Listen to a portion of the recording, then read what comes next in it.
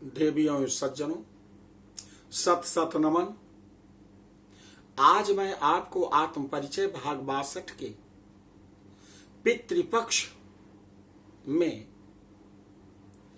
गरुड़ पुराण में प्रेतराज की कथा के विषय में बताने के लिए उपस्थित हुआ हूं।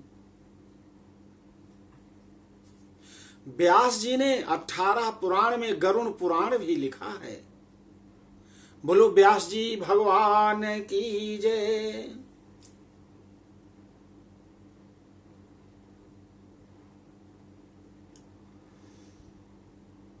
व्यास जी भगवान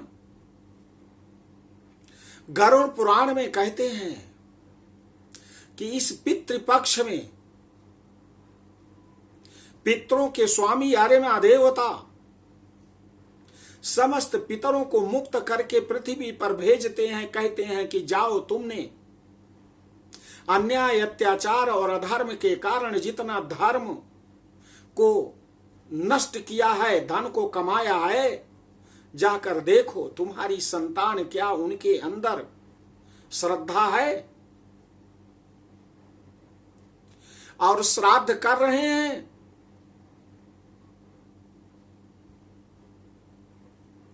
पिंडदान कर रहे हैं।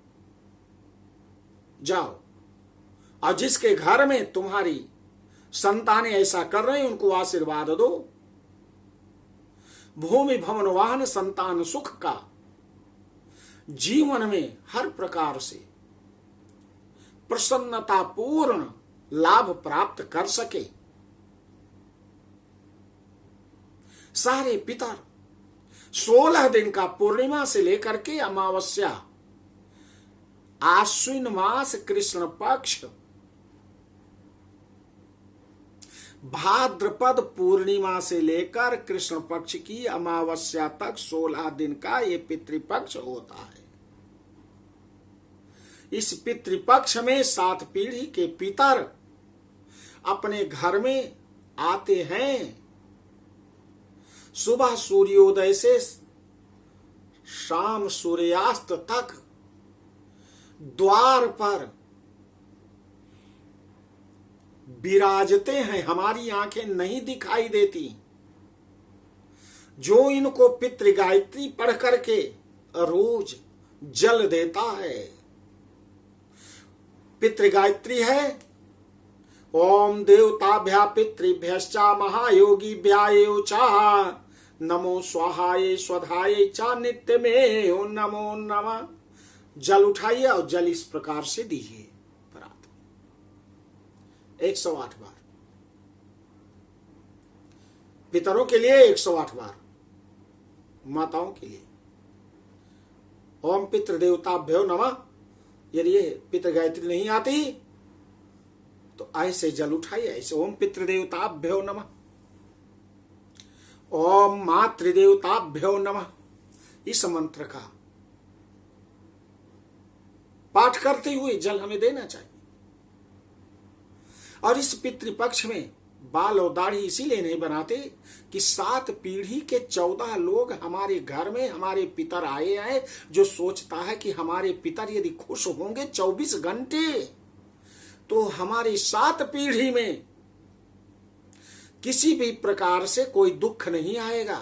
अब पितर खुश हैं तो देवता भी खुश होते हैं,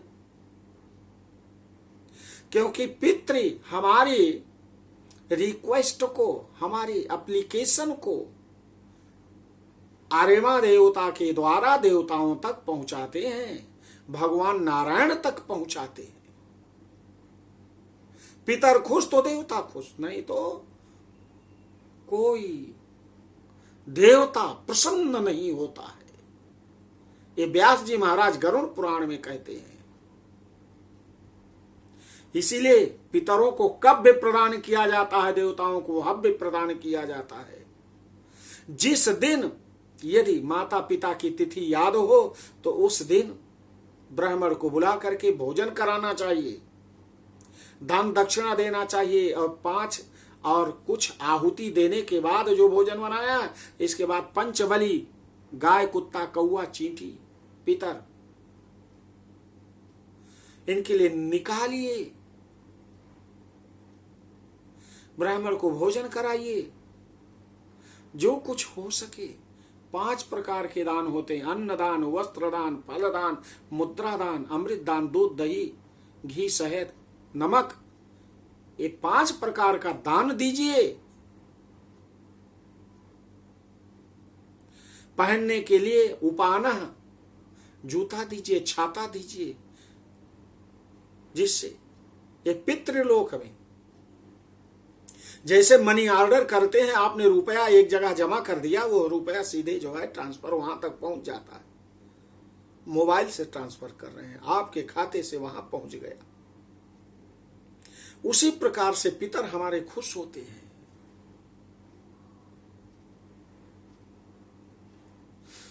कौशल प्रदेश में एक राजा बहुत ही पितृभक्ति, मातृभक्त से परिपूर्ण प्रजापालक, धर्मनिष्ठ चक्रवर्ती बभ्रुवाहन है। एक दिन वो शिकार खेलते हुए घनघोर जंगल में चला गया। एक मृग को बाण मारा और बाण लगा हुआ मृग भागता हुआ चला गया। उसकी सेना पीछे छूट गई और वो एक दूसरे जंगल में प्रवेश कर गया। घनघोर दोपहर में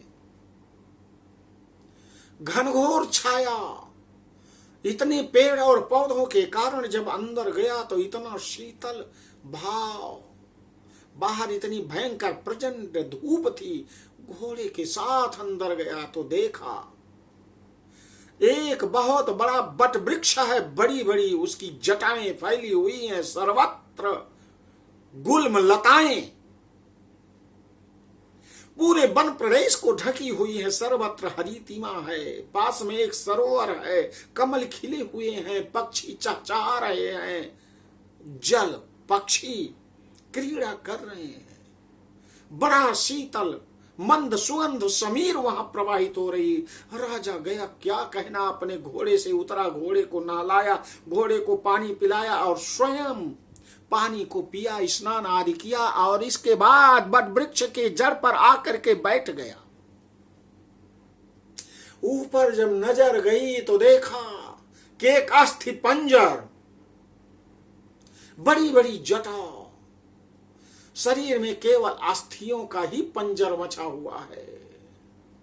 एक प्रेत नीचे देख रहा है। प्रेत गिड़गिड़ाया, कहा, राजन, मैं प्रेत राज हूं, बहुत भूखा हूं, बहुत प्यासा हूं। मेरे पास देखिए सब फल फ्रूट, सारी चीजें, सब गुल्म लताएं, सुंदर सरोवर में जल भरा हुआ, लेकिन हम नहीं पी सकते हैं। मेरी क्षुधा और मेरी तृषा दोनों बढ़ी हुई है, आप कुछ करिए। मैं प्रेत बन गया हूं, प्रेतत्व से मैं मुक्त हो गया हूं, आप आए बैठे तो, क्योंकि आप बड़े ही प्रतापी राजा हैं। मैं जान रहा हूं कि आप साकेत के, अयोध्या के बड़े प्रतापी राजा हैं, बड़े धर्मनिष्ठ हैं, बड़े कर्मनिष्ठ हैं। आप यहां आए, प्रेतत्व से मैं मुक्त हो गया हूं। और नीचे आया, उनके चरण वंदन को किया, कहा, आप कुछ करिए। कहा, आप बताइए, आप हैं कौन? कहा, आपके कौशल प्रदेश का ही वैश्य जाति में सुदेव नाम का मैं एक व्यापारी था। बड़ा धर्म करता था, बड़ा पूजा पाठ करता था, हर प्रकार से मैं देवताओं को हव्य और पितरों को कव्य प्रदान करता था। ये गरुड़ पुराण के 7वें अध्याय में है। वैश्यो जाता सुदेवो हम नामना विदितमस्तु ते हव्येन तर्पिता देवा कव्येन पितरस्तथा विविधैर दानैर्योगैश्चा विप्राः संतर्पिता मया दीनान्ध कृपणेभ्यश्च दत्तम अन्नमनेकधा। वैश्यो जात्या सुदेवो हम नामना विदितम मस्तु हव्येन तर्पिता देवा कव्येन पितरस्तथा। सुदेव नाम का मैं वैश्य था, देवताओं को और पितरों को हमेशा संतुष्ट किया करता था, विभिन्न प्रकार का दान दिया करता था ब्राह्मणों को। लेकिन मेरे कोई संतान नहीं थी, इसलिए मेरी जब मृत्यु हुई तो और दैहिक कर्म पिंडदान मेरा नहीं हुआ और मेरा ये सारा दान पूजा पाठ नष्ट हो गया। तत्सर्वम निष्फलम राजन मैं मम दैवाद उपागतम यथा में निष्फलम जातम सुकृतम तद वदामि ते। मैं सत्य कह रहा हूं, सारा निष्फल हो गया। तत्सर्वम निष्फलम राजन मम दयाद उपागतम यथा में निष्फलम जातम सुकृतम तद वदामि में।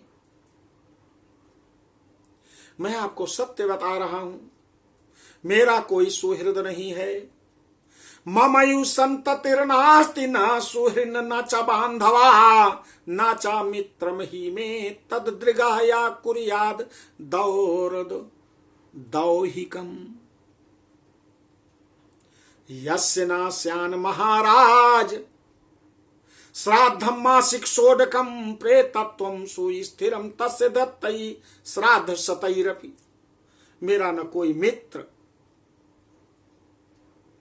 न कोई मित्र है, न बांधव है, न कोई ऐसा व्यक्ति जो और दैहिक क्रिया मेरी कर सके। इसलिए राजन, आपको मैं मणि और रत्न दूंगा, आप मेरा और दैहिक क्रिया कर दीजिए जिससे प्रेतत्व से मैं निर्वृत्ति प्राप्त कर सकूं।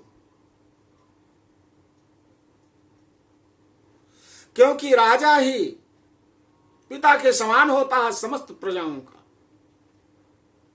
इतने में ढूंढते हुए राजा को उसकी सेना आ गई और मणि रत्न आदि दिया। राजा जाता है और बहुत अच्छे ढंग से, प्रेत ने कहा था कि नारायण बलि करिएगा, उस भगवान नारायण की सोने की प्रतिमा बना करके नारायण बलि और पिंडदान आदि राजा ने किया। और वो जो वैश्य जाति में सुदेव नामक वैश्य प्रेतत्व को प्राप्त था, उसकी मोक्ष हो गई, वह मोक्ष को प्राप्त हो गया और हर प्रकार से राजा को साष्टांग प्रणाम करने लगा। इसलिए इस पितृपक्ष में पितरों को अन्न और जल श्रद्धा के साथ देते हुए श्राद्ध कर्म जरूर करना चाहिए। श्राद्ध कर्म करने से पितर हमारे खुश होते हैं और यदि पितर खुश हुए तो देवता खुश होते हैं। भगवान को स्मरण करते हुए कि पूर्वे तु श्रीधरम तस्य दक्षिणे मधुसूदनम पश्चिमे वामनम देवम उत्तरे चा गदाधरम मध्ये पितामहं चयु तथा देवं महेश्वरम पूजेत यच्चा विधानेन गंध पुष्पादिभिः पृथक् ततः प्रदक्षिणीकृति वहनो संतर्प देवताः घृतेन दधना क्षीरेण विश्वदेवांश तर्पयेत। विश्व देवताओं का भी तर्पण करना चाहिए। इसको करने से हर प्रकार से सुख समृद्धि प्राप्त होती है और 7 पीढ़ी तक धर्म अर्थ काम मोक्ष का मार्ग खुल जाता है।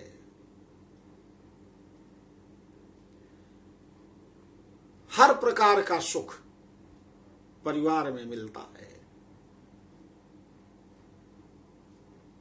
तो आपको मैंने यह आत्म परिचय का परिच्छेद 62 पितृपक्ष के विषय में बताया। जरूर अच्छा लगा होगा।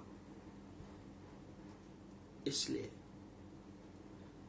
इसे लाइक शेयर नहीं किया है, सब्सक्राइब जरूर करें। बोलो पितृदेवता महाराज की जय।